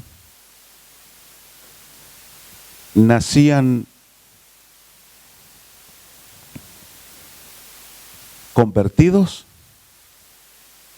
o se convertían en el camino. En el caso de Jacob, por ejemplo, cuando lucha con el ángel, se ha escuchado predicadores decir que ahí fue la conversión de Jacob. Muchísimas gracias por la pregunta. Reitero la pregunta. En el antiguo pacto se tenía que considerar el niño como ya convertido o se tenía que esperar un momento donde ocurra la conversión. Para los judíos, esa era la lógica. El niño crece dentro del pacto. Y mientras él no apostate de la fe, tengo que considerarlo como un creyente. El día en que él crezca y diga, yo de Dios ya no quiero saber nada, me voy, entonces ahí uno dice, él apostató de la fe. Pero no nos compete a nosotros saber cuándo ocurre la conversión. Porque nosotros hemos afirmado muchas cosas acerca de la conversión que en realidad no es. Le doy un ejemplo. Cuando Jesús en el vientre de María viene a ver, o María viene a ver a su prima, Elizabeth, ¿qué hace cuando el bebé, Juan el Bautista, dentro de la guatita de la mamá, qué hace? Da una patada. ¿Por qué? Dice el texto, porque entró Cristo. Y luego fue lleno del Espíritu Santo. Yo le pregunto, hermanos, ¿cuándo ocurrió la conversión de Juan el Bautista?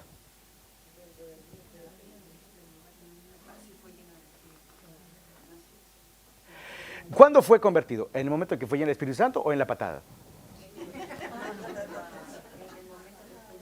Es más, mi esposa Liz me dijo que en predicaciones le pasaba, cuando ella estaba embarazada, le pasaba que del hijo que estaba embarazado, todos dan patadas en la predicación. Entonces yo digo, quizás ahí fue la conversión. En realidad no nos compete a nosotros saber si, o sea, no digo, trato de ser claro, no nos compete a nosotros saber si realmente ocurrió la conversión en el corazón de mi hijo. Yo no lo puedo saber. Incluso, imagínense que la mamá de Judas, viene a ver a su mamá. Mamá, nunca podrás a creerme. El prometido a Adán y Eva, él es mi maestro.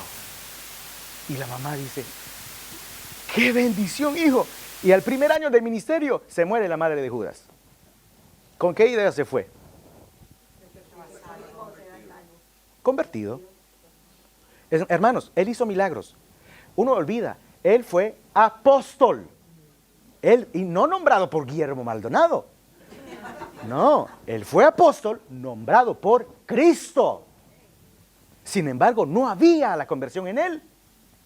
No nos compete a nosotros saber si él está convertido o no, o si mi hijo no está. Lo que yo tengo que asumir es que mientras él no muestre que ha abandonado la fe, entonces yo tengo que considerarlo como un creyente. Por eso es que a los niños de la iglesia se ora con ellos, cantan a Dios, se les enseña la palabra.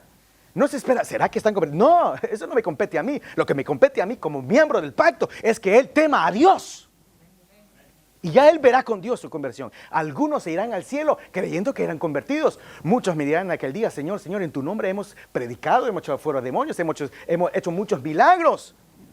Y el Señor responderá, nunca les he conocido, haceros de maldad. Pero pónganse en el lugar de las iglesias de esos. Dirían, esos están convertidos. Pero no nos compete a nosotros. No podemos saber quién lo es y quién no lo es. Si usted hubiera conocido a Nicodemo, hubiera dicho cobarde. Este no es un cobarde, él no es convertido. Y el que ha sobresalido más que todos los discípulos fue ese tal Nicodemo.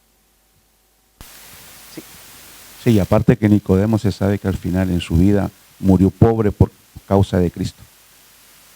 Solo esto, en el caso mío como pastor, yo he visto gente que hemos bautizado aquí y que al tiempo ya no siguieron los caminos del Señor, es decir, que no eran cristianos.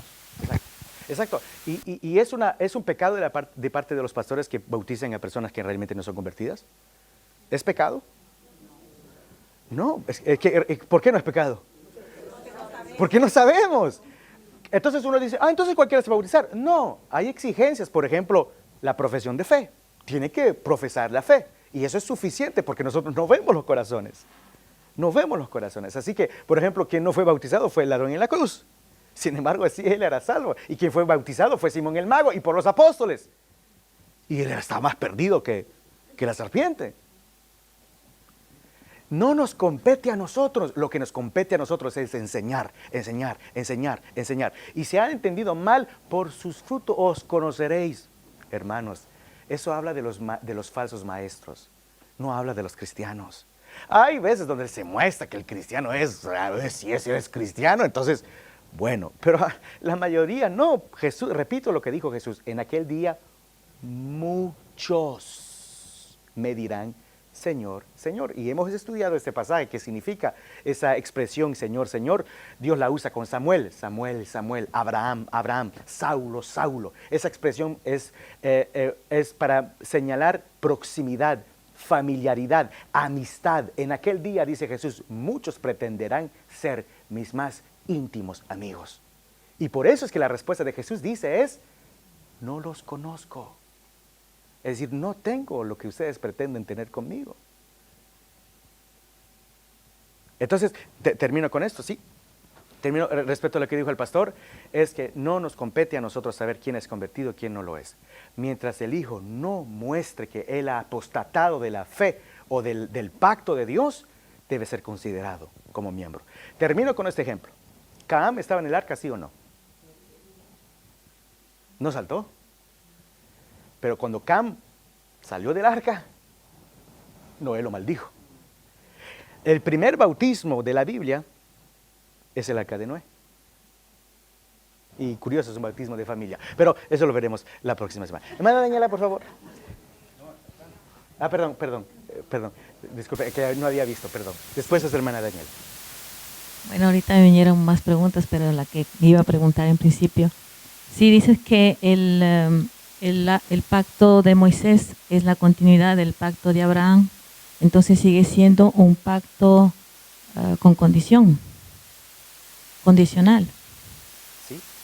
¿Se acuerdan las sanciones? Si no obedeces mi pacto, maldito serás en todo lo que, y supuestamente sí va a ser bendecido. ¿Por qué se llama el pacto de Abraham el pacto de gracia? Porque está hecho con pecadores.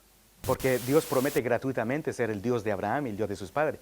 Porque Dios promete gratuitamente que ellos heredarían la tierra.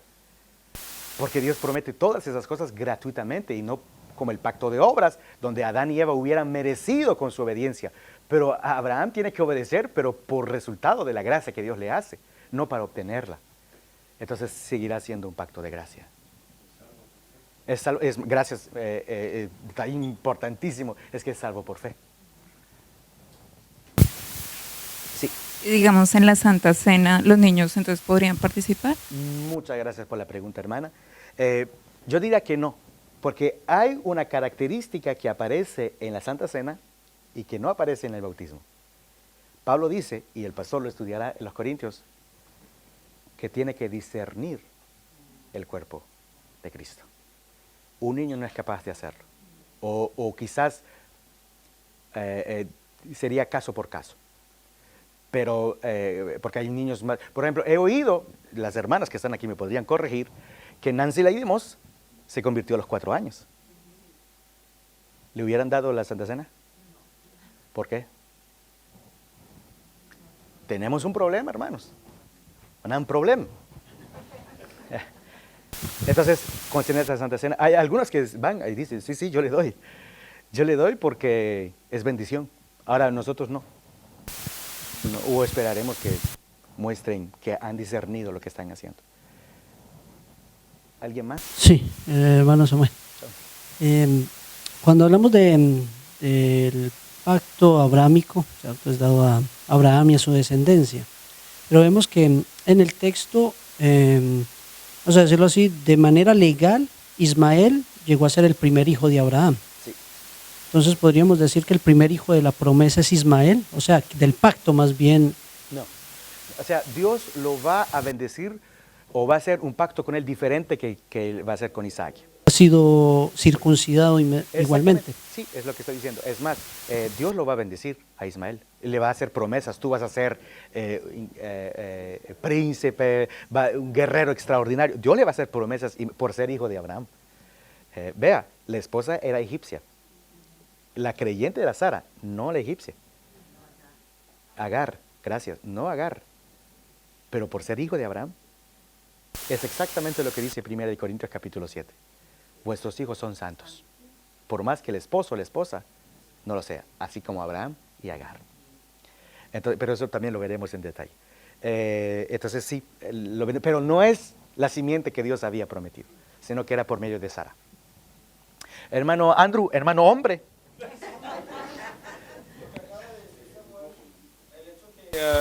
Que por ejemplo que los dos padres no son cristianos, entonces si un padre es cristiano, por ejemplo yo soy cristiano, mi esposa no lo es, yo puedo como reclamar a Dios esa promesa que me hizo a mí, para mis hijos también.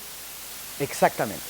Y eso lo vamos a estudiar en 1 Corintios capítulo 7, verso 14, cómo Pablo habla de manera, con un vocabulario pactual. Cuando dice, vuestros hijos son santos, no significa que no tienen pecados, significa que son separados, son parte del pueblo separado. Y ser parte del pueblo separado es un lenguaje puramente pactual.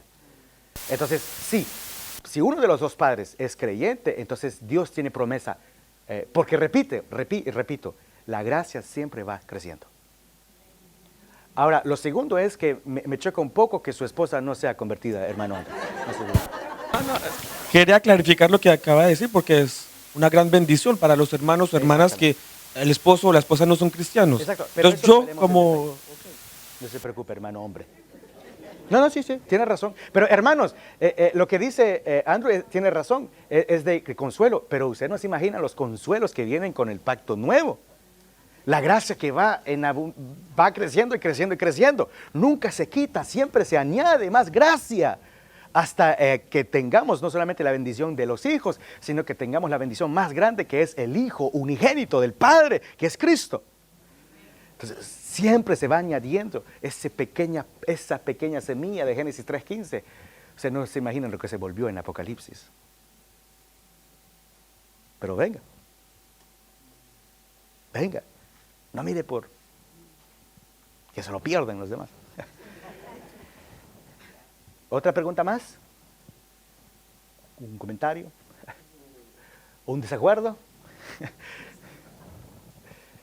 Puede ser, pero ya no sería conmigo, sino con la Biblia. Bueno, si realmente ya no hay más, entonces vamos a orar para concluir. Gracias, hermanos, realmente por el esfuerzo que hacen estar aquí.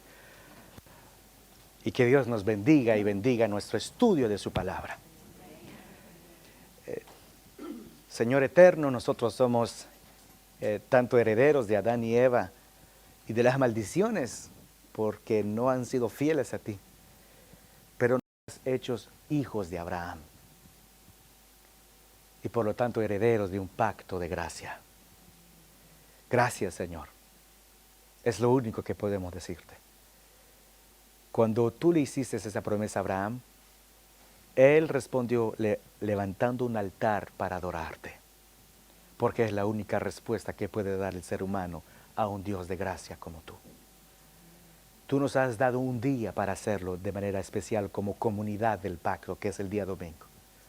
Permita que estemos mañana recordando todo lo que hemos visto hoy y como Abraham, levantar un altar y agradecerte y adorarte a ti y solamente a ti.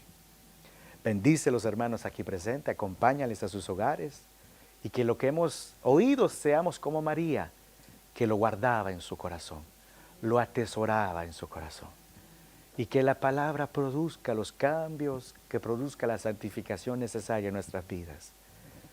Entre tus manos, Dios de amor y de misericordias, estamos. En el nombre de Jesús. Amén.